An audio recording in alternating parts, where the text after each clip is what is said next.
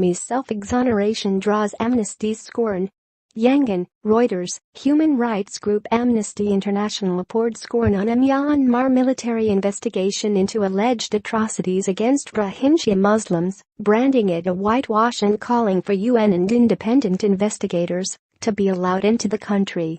More than 600,000 Rohingya have fled to Bangladesh since late August, driven out by a counter-insurgency clearance operation in Rakhine State that a top UN official has called a classic case of ethnic cleansing.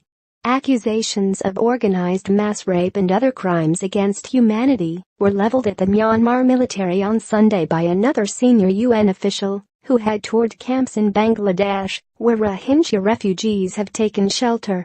Myanmar's military has consistently protested its innocence, and on Monday it posted the findings of an internal investigation on the Facebook page of its Commander-in-Chief Senior General Min Aung Hlaing.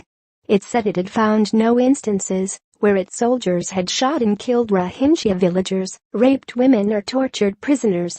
It denied that security forces had torched Rohingya villages or used excessive force.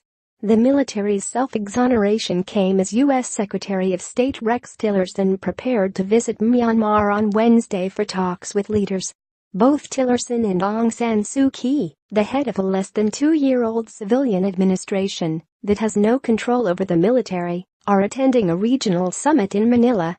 With U.S. senators back in Washington pressing to impose economic sanctions and travel restrictions targeting the military and its business interests, Tillerson is expected to deliver a stern message to Myanmar's generals while supporting the transition to democracy.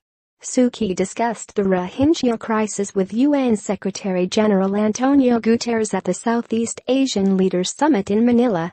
The Secretary-General highlighted that strengthened efforts to ensure humanitarian access, safe, dignified, voluntary and sustained returns, as well as true reconciliation between communities, would be essential, a UN representative said in brief note on the meeting.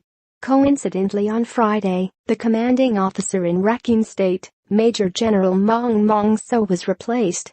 No reason for his transfer was given, but a senior officer with the military's media department told Reuters Maung Maung So had no new assignment and had been placed on a reserve list. A spokeswoman for the U.S. State Department, Katina Adams, said the United States was aware of reports of the general's replacement. We remain gravely concerned by continuing reports of violence and human rights abuses committed by Burmese security forces and vigilantes. Those responsible for abuses must be held accountable, Adams said. Amnesty International dismissed the military's internal investigation and called for a UN fact-finding mission and other independent investigators to be given full access to Rakhine. Once again, Myanmar's military is trying to sweep serious violations against the Rohingya under the carpet. James Gomez, Amnesty International's regional director for Southeast Asia and the Pacific, said in a statement released late Monday. Amnesty said, there is overwhelming evidence that the military has murdered and raped Rohingya and burned their villages to the ground. After recording countless stories of horror and using satellite analysis to track the growing devastation, we can only reach one conclusion: these attacks amount to crimes against humanity. Speaking in Dhaka, Pramila Patten, the UN Special Representative of the Secretary-General on Sexual Violence in Conflict, said she would raise accusations against the Myanmar military with the International Criminal Court in The Hague. Sexual violence is being commanded, orchestrated and perpetrated by the armed forces of Myanmar, otherwise known as the Tatmadaw, Patten said following a 3-day tour of the Rohingya refugee camps in the Cox's Bazar region of Bangladesh. British Prime Minister Theresa May also said in Foreign Policy address on Monday that Myanmar's military should be called to account. This is a major humanitarian crisis which looks like ethnic cleansing, she said in a speech delivered at the Lord Mayor's banquet in the City of London.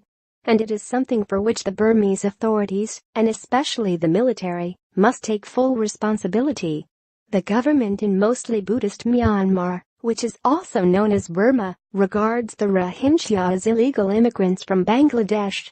Suu Kyi's failure to speak out strongly over the Rohingyas' plight has widely damaged the Nobel Peace Prize winner's reputation as a stateswoman.